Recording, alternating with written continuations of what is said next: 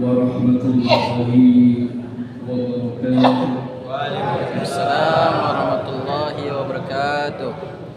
Innal hamdalillah nahmaduhu wa nasta'inuhu wa nastaghfiruh wa na'udzu billahi min shururi anfusina wa min sayyiati a'malina.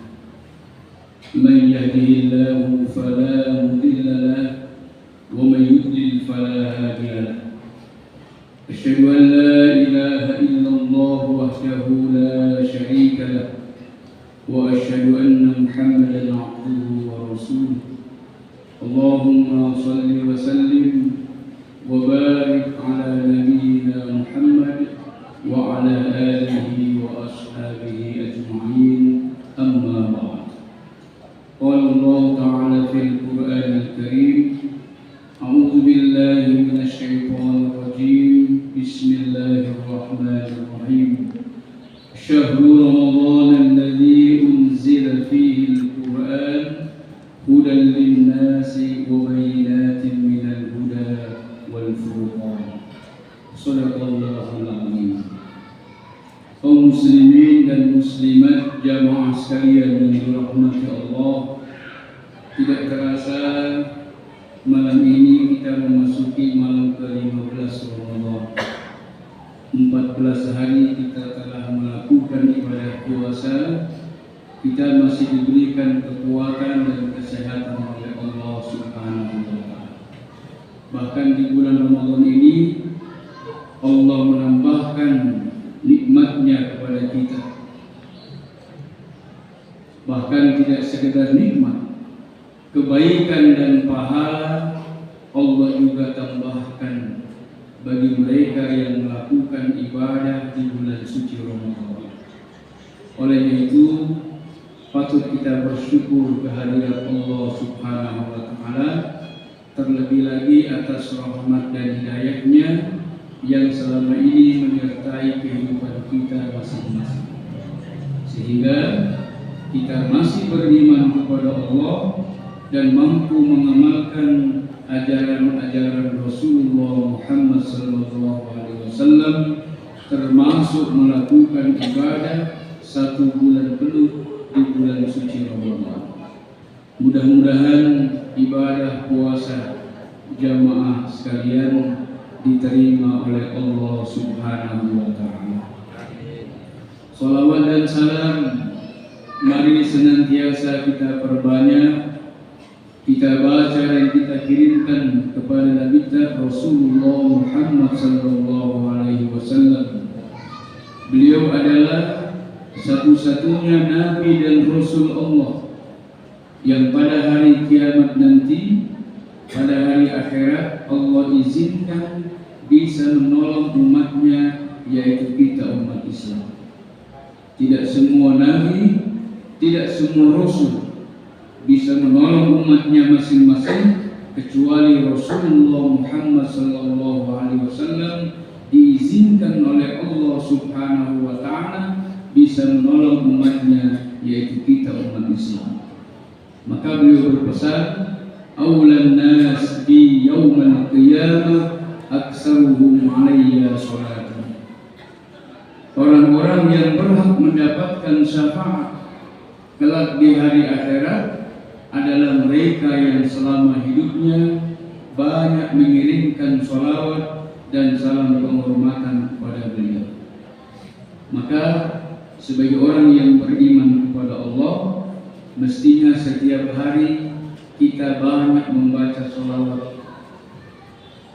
dengan hati yang tulus, mencintai Rasulullah dan ikhlas karena Allah Subhanahu wa taala. Karena orang yang bisa membiasakan diri membaca sholawat Nabi dalam satu hari sebanyak 100 kali, urusan-urusannya tidak hanya sekedar di dunia ini diberikan kemudahan oleh Allah, tapi urusan kita nanti di alam barzakh, bahkan sampai urusan kita di hari akhirat akan diberikan kemudahan oleh Allah Subhanahu wa taala. Mudah-mudahan jemaah sekalian, kita semua tergolong sebagai umat Rasulullah yang memperoleh syafaat dari beliau dan bisa bertemu langsung dengan Rasulullah Muhammad SAW di dalam surga. Kaum muslimin dan muslimat, jamaah sekalian yang dirahmati oleh Allah, di antara keberkahan bulan suci Ramadan adalah diturunkannya Al-Quran Karim. Syahrul Ramadan alladzi unzila fihi Al-Quran. Kenapa Allah memilih Al-Quran diturunkan pada bulan Ramadan, bukan pada bulan-bulan yang lain? Di antara hikmahnya adalah Allah ingin memuliakan orang-orang yang beriman kepada Allah, terutama mereka yang melakukan ibadah puasa selama bulan Ramadan. Kita memahami bersama, orang-orang yang mampu menjalankan ibadah puasa selama 1 bulan penuh di bulan Ramadan, dosa-dosa dan kesalahannya diampuni oleh Allah.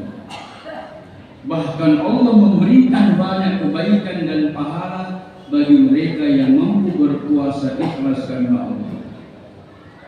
Maka untuk menambahkan kebaikan dan kemuliaan bagi orang yang berpuasa, Allah berikan satu media bacaan. Maka orang-orang yang sedang berpuasa lalu mereka mampu membaca Al-Quran, maka tentunya akan banyak lagi kebaikan dan pahala yang diberikan oleh Allah Subhanahu wa taala. Rasulullah Muhammad SAW menegaskan di dalam sebuah riwayat, al-mahiru bil Quran ma'as safaratil kiramil bararah. Orang-orang yang mahir membaca Al-Quran, lancar bacaannya, bagus tajwidnya, bahkan mereka yang mampu menghafal Al-Quran 30 juz, ma'as safaratil kiramil bararah. Kelak di hari akhirat Allah akan tempatkan di dalam surga bersama dengan hamba-hamba Allah yang lain yang dimuliakan oleh Allah Subhanahu wa taala. Walladzi yaqra'ul Qur'an wa yatata'ta wa huwa syaqqun 'alaihi falahu ajran. Adapun orang-orang yang tidak lancar membaca Al-Quran, tidak mahir membaca Al-Quran, terbata-bata dalam mengeja bacaan-bacaan huruf-huruf hijaiyah, bahkan mungkin ada yang sulit melafazkan huruf demi huruf, tapi dia berusaha membaca ayat-ayat Allah, maka baginya setiap huruf yang dibaca falahu ajran. Allah memberikan pahala baginya senilai pahala 2 kali amal kewajiban. Itu kalau kita membaca Al-Quran di luar Ramadan. Tapi kalau kita membaca Al-Quran sementara kita sedang berpuasa kepada Allah, maka setiap huruf yang kita baca Allah akan lipat gandakan kebaikan dan pahala bagi mereka yang membacanya ikhlas karena Allah.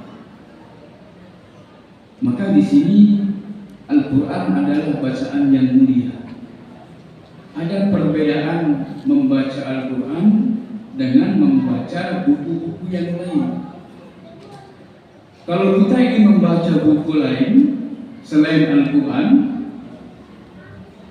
kita hanya memilih ilmu apa yang akan kita pelajari, buku apa yang akan kita baca. Setelah menemukan buku itu, kita buka daftar isinya, kita pilih bab apa dan kita baca. Tapi kalau membaca Al-Quran ada etikanya. Sebelum kita membaca Al-Quran, terlebih dahulu kita mengambil air wudu. Setelah kita berwudu, kita memegang mushaf Al-Quran. Sebelum membacanya, Allah menegur, فَإِذَا قَرَأْتَ الْقُرْآنَ فَاسْتَعِذْ بِاللَّهِ مِنَ الشَّيْطَانِ الرَّجِيمِ. Sebelum membaca Al-Quran, berta'awudlah, yaitu membaca A'udzu billahi minasyaitonir rajim. Berlindung kepada Allah dari gangguan dan godaan syaitan. Supaya kita bisa berlama-lama duduk membaca Al-Quran. Maka Andri Gurta Almarhum mengajarkan, kalau kita ingin membaca Al-Quran, apalagi ingin menghafal Al-Quran, Maka sebelum membuka Al-Quran, kita berta'awudz 3 kali. Yang pertama, ke depan, a'udzubillahi minasyaitonirrajim, meludah angin. Lalu ke kanan, a'udzubillahi minasyaitonirrajim, kanan. Lalu ke kiri, a'udzubillahi minasyaitonirrajim. Itu syaitan yang ada di depan kita, di sebelah kanan dan di sebelah kiri, akan dihalau dan diusir oleh Allah Subhanahu wa ta'ala. Setelah bertawud baru kita buka Al-Quran. A'udzubillahi minasyaitonirrajim. Bismillahirrahmanirrahim. Wasari'u ila maghfiratin min rabbikum wa jannatin 'arduha as-samawati wal ardh u'iddat lil muttaqin. Kita akan mampu membaca berjam-jam berlama-lama duduk dan tidak akan mampu. Tapi kalau kita tidak membaca ta'awudz, terlebih lagi kita tidak berwudu, mengambil Al-Quran lalu membaca Bismillahirrahmanirrahim, sudah mulai gelisah, duduknya kurang nyaman. Alif Lam Mim, menguap. Dzalikal kitabu la raiba fihi hudan lil muttaqin alladzina, sudah mulai muncul panas. Sadaqallahul azim. Baru 1-2 ayat ditutup, bareng tidur. Kenapa? Syaitan berusaha menggoda dan mengganggu supaya orang itu tidak mendapatkan kebaikan dan pahala dari Allah Subhanahu wa ta'ala. Maka adik-adik yang ingin menghafal Al-Quran, terutama di bulan Ramadan, sebelum membaca Al-Quran, ambil air wudu. Setelah itu menghadap kiblat, duduk dengan baik, pegang mushaf, berta'awudz 3 kali. A'udzubillahi minasyaitonirrajim, ludah angin ke depan. Jangan ada isinya. Jangan ada yang keluar, cukup angin. A'udzubillahi minasyaitonirrajim. A'udzubillahi minasyaitonirrajim. A'udzubillahi minasyaitonirrajim. Baru buka Quran. Insyaallah dimudahkan oleh Allah menghafal ayat demi ayat. Saya jadi teringat di bulan Ramadan seperti ini, waktu kita sebagai santri, kita diberikan tugas oleh ahli guru untuk bertindak sebagai imam, murojaah, menghafal 1 malam 1 juz. Dibagi kelompok, 1 orang 2,5 lembar, 4 orang tiap malam, 1 orang wajib menghafal 2,5 lembar. 1 juz terdiri 10 halaman. Jadi wajib 1 orang 2,5 lembar, 4 orang 10 halaman, 1 juz setiap orang. Bagi namanya yang terakhir, dia sekaligus merangkap sebagai sholat witir. Maka tiap hari kita murojaah supaya nanti malamnya kita sebagai imam tidak ada hafalan yang salah ataupun yang lupa. Dan alhamdulillah semua santrinya hafalannya bagus, kecuali ada sahabat saya waktu itu bertindak sebagai sholat witir. Sholat tarawihnya alhamdulillah 2,5 lembar hafalannya bagus, tidak. Pada sholat witir rakaat pertama setelah Al-Fatihah membaca Al-Qadar, lancar bacaannya. Rakaat kedua ini musibah. Setelah membaca Al-Fatihah dia pilih surat Quraisy, Al-Kafirun, bukan Quraisy tapi Al-Kafirun. Qul ya ayyuhal kafirun. Kita mengenal suratnya itu pendek. Tadi beliau tidak bisa menyelesaikan bacaannya, terputar-putar. Wala ana 'abidun ma 'abadtum wala antum 'abiduna ma 'abud wala ana 'abidun ma 'abadtum wala antum 'abiduna ma 'abud wala ana 'abidun ma 'abadtum wala antum 'abiduna ma 'abud wala ana 'abidun ma 'abadtum. Kita di belakang pusing, mau menegur, tidak salah, tapi tidak selesai bacaannya. Diulang terus berkali-kali. Akhirnya teman saya di sebelah kiri menegur, laku. Mungkin suaranya agak lemah, tidak terdengar, belum masih berputar. Wala ana 'abidun ma 'abadtum wala antum 'abiduna ma 'abud. Teman saya di sebelah kanan berteriak, lakum. Mungkin karena kaget, lakum dinukum wal qalin. Di belakang anak-anak kecil berteriak amin, baru sadar lakum dinukum waliyadin. Rukuk, selesai salam, beliau datangi yang dari guru, cium tangan, tabik kuah. Beliau katakan tidak apa-apa, yang penting di masyarakat jalan seperti itu. Artinya apa? Kita tidak boleh meremehkan Al-Quran. Meskipun kita sudah hafal surat Al-Ikhlas, hafal surat apalagi yang pendek, Al-Kautsar, An-Nas, tapi ketika ingin menjadi imam, wajib kita buka dulu Al-Quran, kita lihat surat apa yang akan kita baca, ayat berapa sampai ayat berapa yang akan kita baca. Kita ulang dulu berkali-kali supaya apa? Tidak diganggu oleh syaitan. Sebab Allah menegaskan dalam Al-Quran, wa ma ansanihu illa syaitan. Bukan saya yang melupakan mereka dari menghafal Al-Quran, tapi sesungguhnya yang melupakan bacaan itu adalah syaitan. Kaum muslimin dan muslimat jamaah sekalian yang dirahmati oleh Allah, membaca Al-Quran tidak sekedar diberikan pahala dan kebaikan oleh Allah Subhanahu wa Ta'ala, tapi orang-orang yang sering membaca Al-Quran akan diberikan ketenangan dalam hati dan pikiran. Bahkan Allah tidak akan mencabut nikmat kesehatannya, baik kesehatan jasmani maupun kesehatan rohani. Maka kalau kita ingin jiwa kita, raga kita sehat walafiat, kita harus sering membaca Al-Quran. Belum ada orang yang menghafal Al-Quran 30 juz, Allah berikan musibah, misalkan sakit ginjal, naudzubillah, kena stroke. Tidak ada. Mereka hamba-hamba Allah yang senantiasa dicintai oleh Allah, sebab mereka menghafal firman-firman Allah Subhanahu wa Ta'ala. Dengan catatan mereka menghafal Al-Quran betul-betul ikhlas karena Allah, bukan karena ingin mengikuti lomba MTQ. Banyak orang yang hafal Al-Quran tapi motivasinya ingin ikut lomba musabaqah tilawatil Quran supaya juara satu. Nah, seperti ini harus diluruskan niatnya. Kita menghafal Quran semata-mata ikhlas karena Allah Subhanahu wa Ta'ala. Kaum muslimin dan muslimat jamaah sekalian yang dirahmati oleh Allah, sedikit berbagi ilmu. Allah menegaskan dalam Al-Quran, wa nunazzilu minal Quran ma huwa shifaa'un. Allah telah menurunkan ayat-ayat di dalam Al-Quran. Apabila kita mampu membacanya dengan baik dan benar, bacaan ayat-ayat itu bisa berfungsi sebagai syifa. Syifa itu penawar, obat, penyembuh.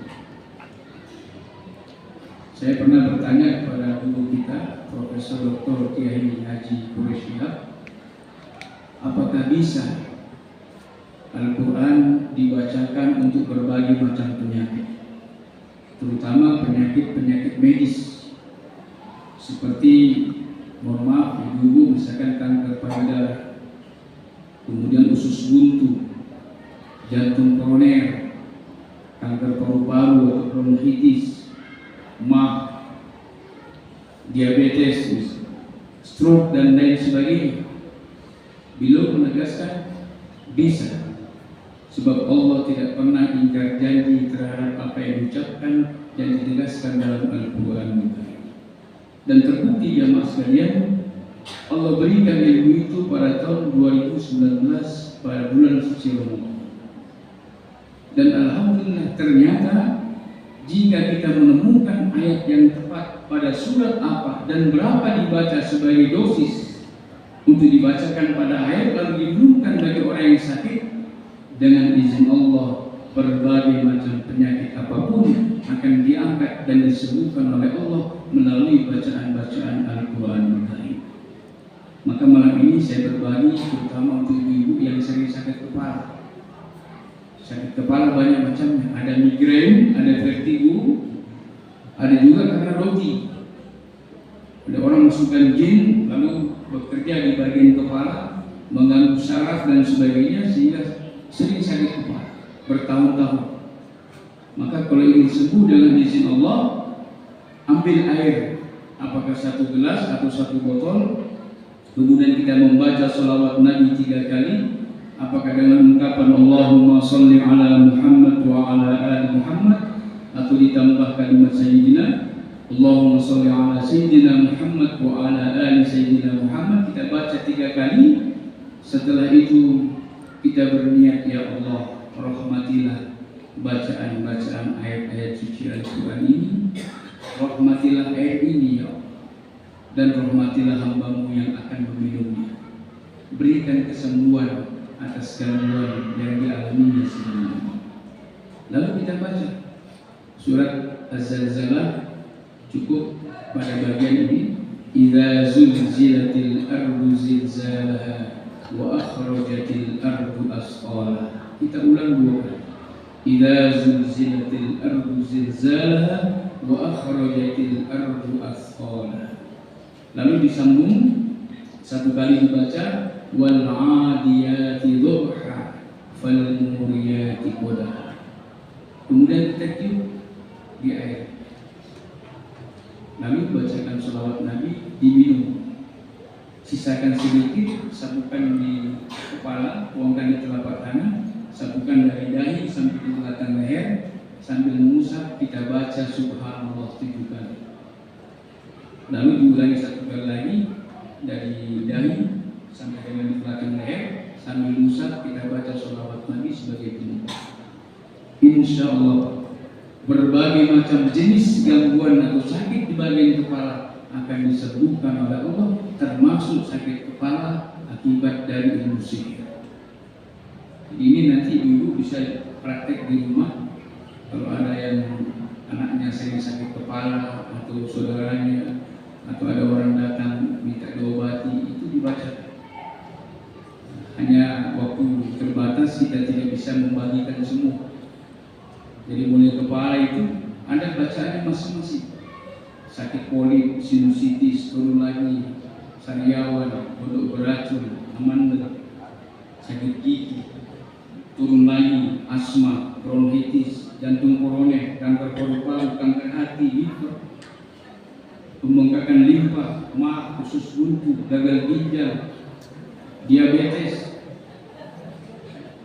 Banyak macam-macam penyakit yang bisa disembuhkan oleh Allah dengan membacakan ayat-ayat suci Al-Quran. Selama ini paradigma orang memahami Al-Quran hanya sebatas bisa menyembuhkan orang yang kerasukan jin. Tetapi tidak sekedar itu. Asal kita menemukan dan diberitahukan oleh Allah ayat yang mana, pada surat apa, berapa kali dibacakan, untuk jenis penyakit apa.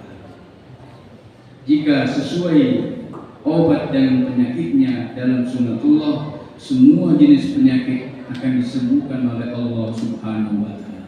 Demikian jemaah sekalian, kurang dan lebihnya mohon dimaafkan. Mudah-mudahan kita semua tetap diberikan kesehatan oleh Allah Subhanahu wa Ta'ala untuk bisa menyempurnakan ibadah puasa di bulan suci Ramadan ini, dan kita berharap mudah-mudahan kita diberikan keberkahan di bulan Ramadan dan juga bisa dipertemukan dengan malam Lailatul Qadar. Hadanallahu wa iyyakum ajma'in. Wassalamualaikum warahmatullahi wabarakatuh. Waalaikumsalam warahmatullahi wabarakatuh.